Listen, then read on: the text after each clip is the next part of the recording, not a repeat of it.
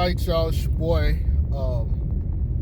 I had another video for y'all, and I gotta get this off my chest because I feel like being a tad bit petty today, just a tad bit, a little inkling of the petty. You know what I'm saying? But look, man, let's discuss something, right?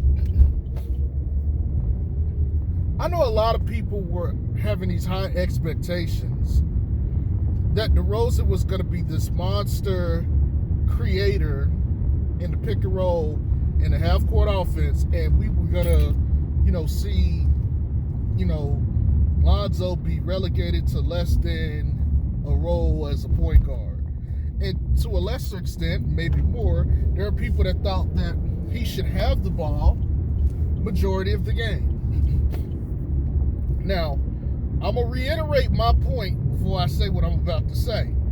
I've always thought that in a tightly contested game in the last 5 minutes, when we need to close, yes, put him in a pick and roll and have the other starters out there with him. And if you're not going to use Pat Will now, go ahead and use Kobe, because they closed with Caruso. And you surround them with shooters. You do pick and roll. If that's what you're going to run, if you want to go pick and roll and just do it that way, you put the ball in DeRozan's hands. Why? Because he's a solid enough passer that he can get the ball where it needs to be. He's got Vooch as a pick and pop partner, so he can pull the defender wherever he needs to. And he's got the least amount of actual three-ball ability. And so you want as much spacing on the floor. This is how you do it. And you don't just want any pick and roll, you want a high pick and roll. Now, I'm not going to get into the strategical parts of that, but that has always been my viewpoint. Now, there's a lot of other guys, fellow YouTubers, particularly some Bulls YouTubers, whose channels I'm not going to mention. There's also been people I've seen on Twitter who thinks, okay, he should have the ball the entire game. Or at least, that's what it was. See, people are starting to see, like, what happened to all this playmaking DeRozan was supposed to have? And this is when I know motherfuckers are frauds. This is how I know when a motherfucker's a fraud.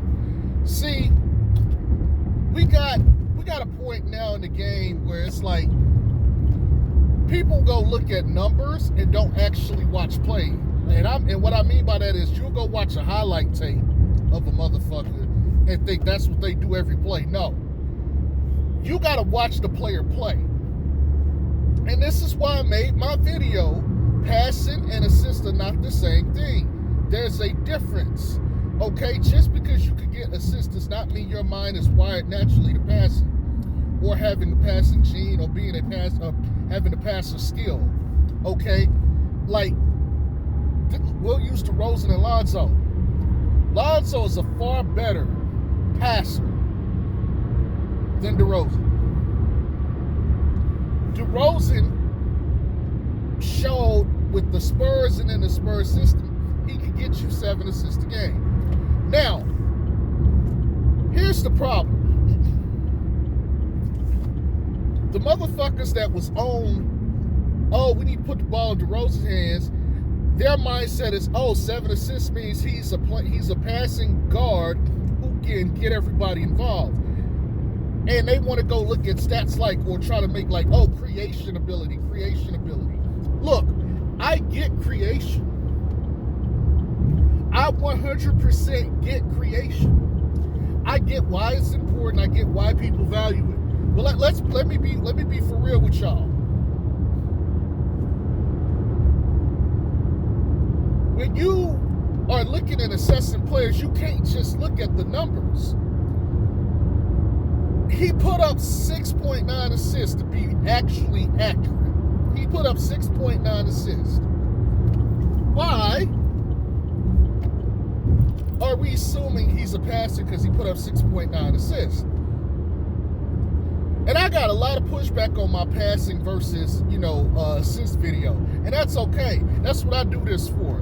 But one thing about me, I'm going to always reference the past, and I'm going to always reference my content, because I want to be able to say, look, I put this guy's in your face. There's no excuse. DeMar DeRozan got 7 assists doing what? That's the question. Because to get the same result with DeMar DeRozan, you got to recreate the same scenario and situations. He dominated the ball. He only took 15 shots a game. He dominated the ball, and he played in Greg Popovich's system. What was Greg Popovich's system?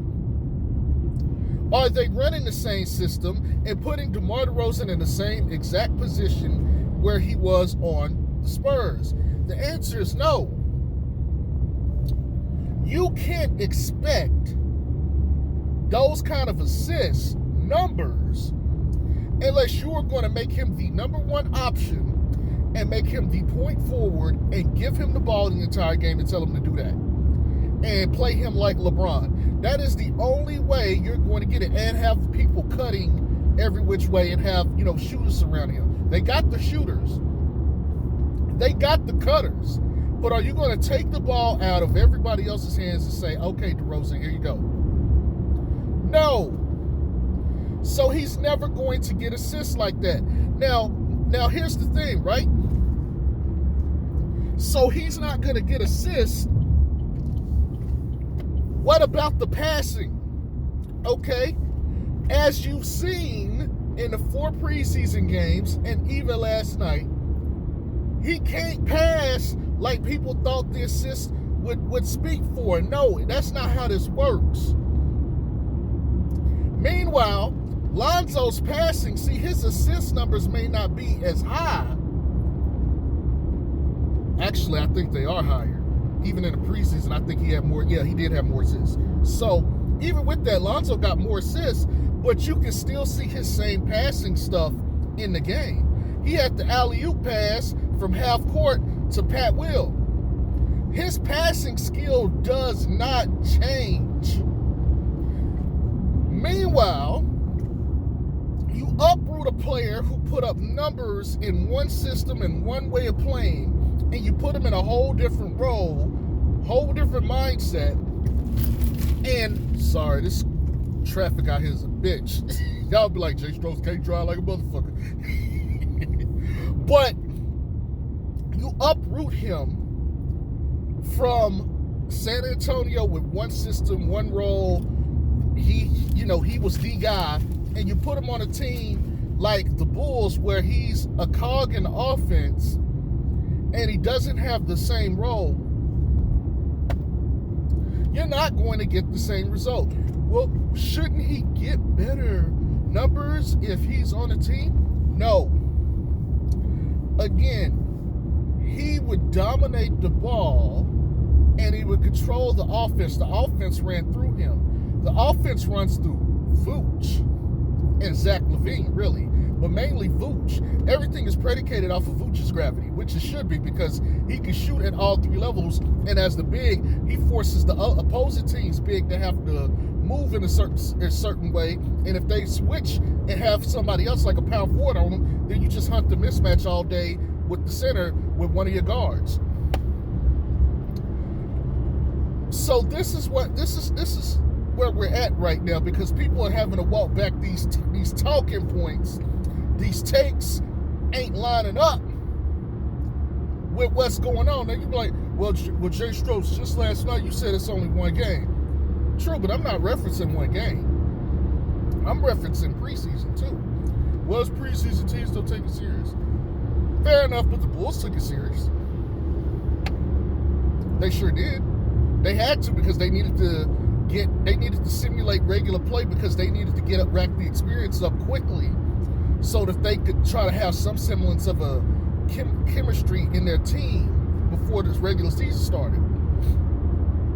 And that's why they said normally you don't play as many 5-on-5 games in practice as they did, but like they were playing every day.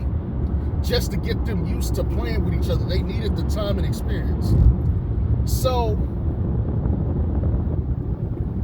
you can't like, for those of you who was on the, he needs to dominate the ball bandwagon.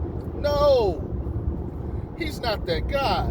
And I'm going to tell y'all right now, the way it's looking for this team, Lonzo probably not going to get 7, 8, 9 assists a game because his usage rate is even less than it was in New Orleans. The only thing I will say is Lonzo is going to look like a more efficient player this year. That's good, though. More efficiency, that's better for him. DeRozan's not going to be there forever anyway.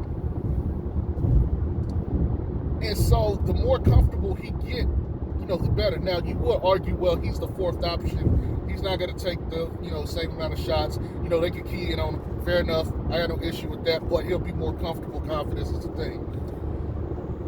Anyway, let's put that to the side. That's a conversation for another day. Hell, maybe later today.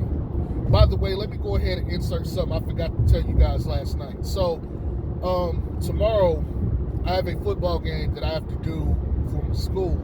So I will be watching the game on my bus from my phone. I am not going to be able to do post-game analysis tomorrow on Friday night. What I will do is I will give you guys the post-game analysis Saturday morning before they play Detroit again. And then I will give you analysis again for the Detroit game after that. So my schedule's going to be a little bit off because of work, but I just want to make sure I put that out there because I did forget to mention that last night. Nigga had to go to bed because I had to be at work. But the main thing that I want people to understand is you can't expect him to get these crazy assist numbers. Now, that don't mean he won't have a game this year where he might put up like 25, 11 and something like that. He's going to get a game or a couple of them like that, or he might even get a slew of games where it's like, okay. But for the entire year, no. Different kind of squad, different mentality, and quite frankly, the way he's been gushing for Lonzo since he got there, I don't think he wants to have the passing responsibility anyway. I think, and even if you watch his play, like, I'm not saying this is 100% accurate, but it makes the most sense. When you watch his play, he's playing like he's KD. And even KD is more of a passer and understands how to get into the flow of the game. But what I'm saying is he's playing like a ball-dominant elite scorer, ISO scorer. Like, matter of fact, better comp, he's playing more like Carmelo Anthony. He's playing more like Carmelo Anthony, hunting mismatches and trying to score in the mid-range, ISO ball, and, like that, versus actually getting his shot in the floor of the offense. If he assimilated into the offense better, he'd be a much superior player. But that's the thing. People saw the numbers, and it was like, they saw the highlights. He can do this. This is when certain channels out here is full of shit. And let me be frank, I didn't watch all of DeMar DeRozan last year, but even I know there's something to be said. Like, first of all, you could be a smarter NBA player, but that don't mean that you're a savant passer. Okay? Rookie year, Zoe had 7 assists. I think it was 7.2. But he had 7 assists, okay? He did that with the ball in his hands. But we expected him to get 7 assists. That's not saying much. His numbers have been teetering down because he's been off the ball more and more since his rookie year. But like last year, he could still break out a game with 17 assists whenever he wants to. Well, let me not say whenever he wants to. Vooch and DeRozan got to hit their shots. It's not solely on him like that. They need to hit their shots because he be getting them looks. But that's the thing, people. Y'all expected DeMar DeRozan to sit out here and dominate this ball and be the savant passer. Look, there's a reason I wanted him with the ball the last 5 minutes. because everybody is hyper-focused when the closing stages of the game hit. And with that, they're focused on the ball handler a lot more. At that point in the game, he should have already been established in a rhythm. If he's established in his rhythm, it's going to make perfect sense for him because they're going to have to double.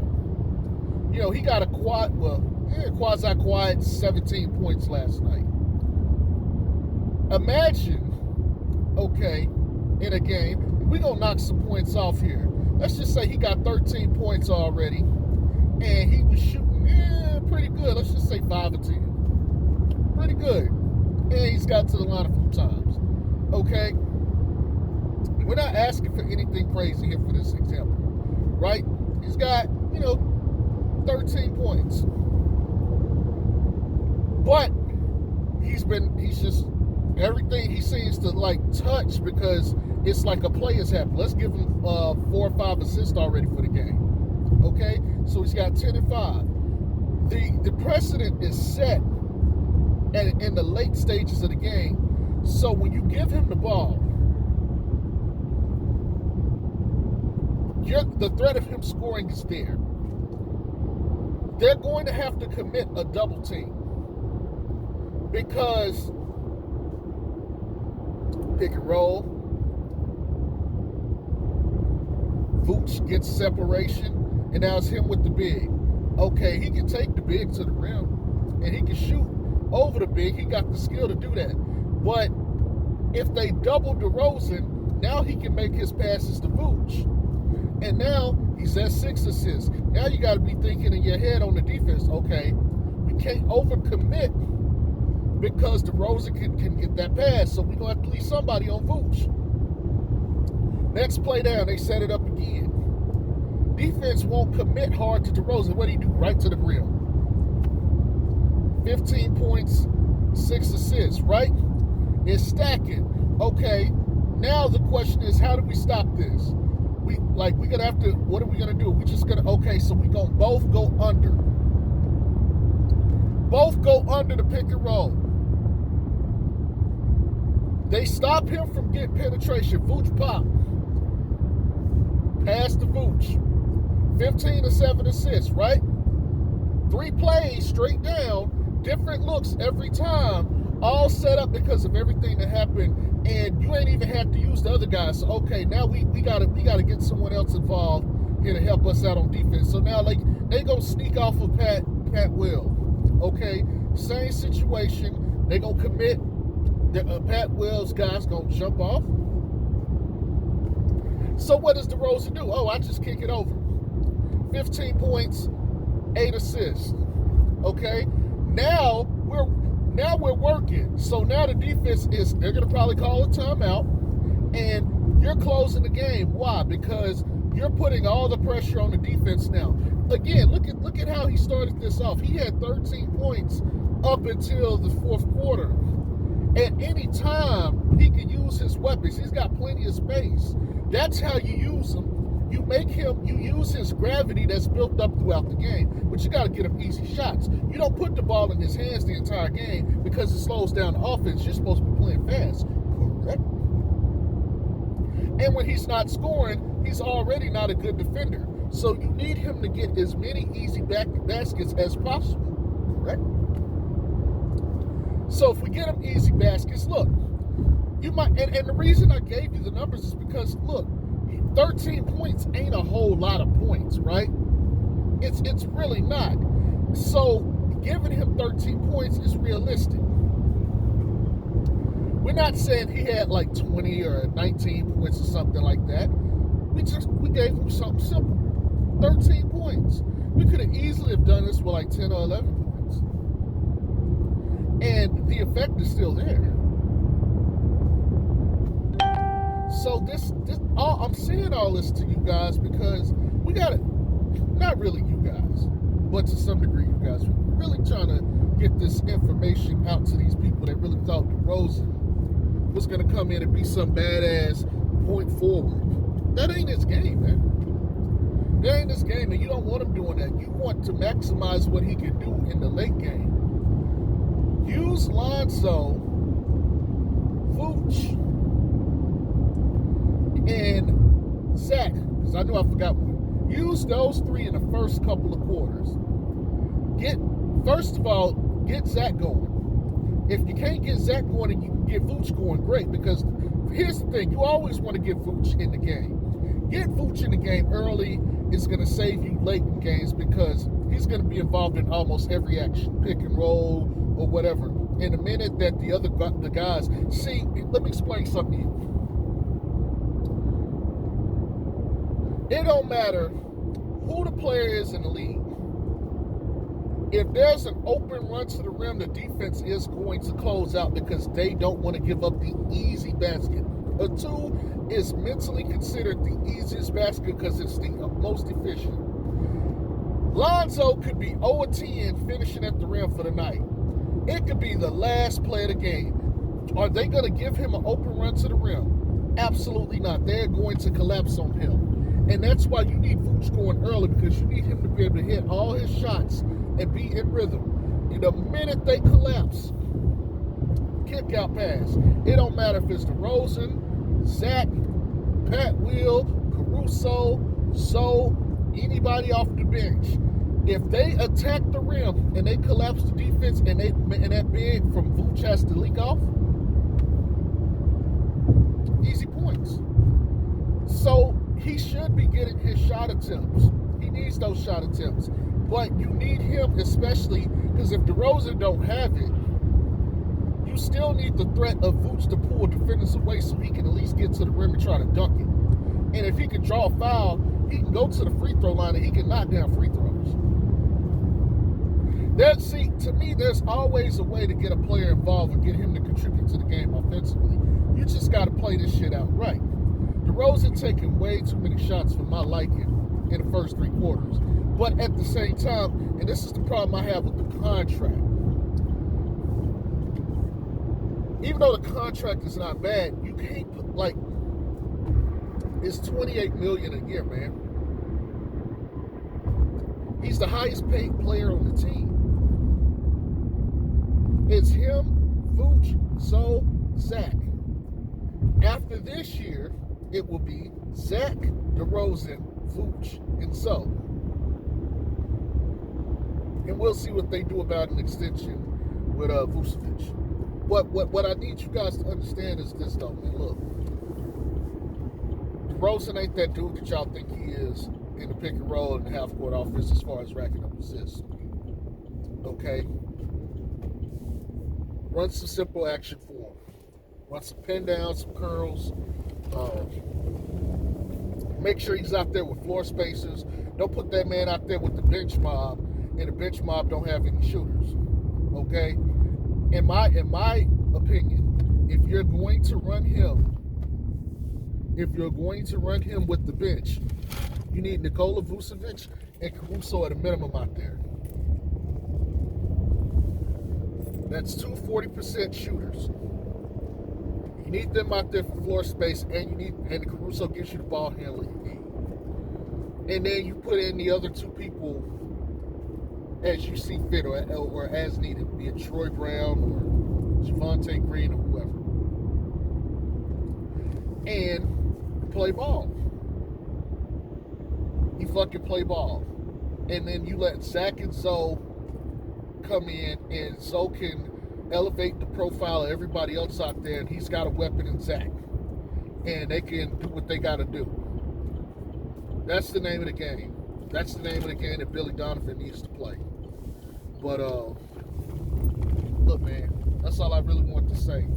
Y'all need to get off this DeRozan tip about him being like the savant of a passer and a savant of a playmaker. He was never that dude. But you do want to put the ball in his hands in the last 5 minutes on this team because it makes the most sense for who you got out there. And even without P-Dub, if they just put Caruso out there too in his place, it still makes the most sense. You put the ball in his hands. Anyways, that's all I got. Peace.